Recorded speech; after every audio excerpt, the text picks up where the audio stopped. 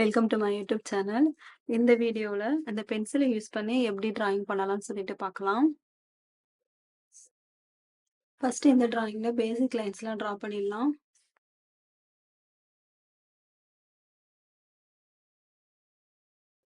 Just இது மாதிரி rough diagram மாதிரி வரைஞ்சுக்கோங்க.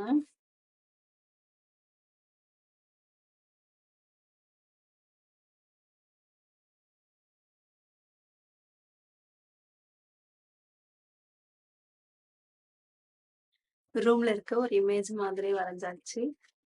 பின்னாடி பிளாக் கலர் ஷீட்ல இந்த ஷேடிங்ஸை கட்டர் யூஸ் பண்ணி கட் பண்ணிடலாம்.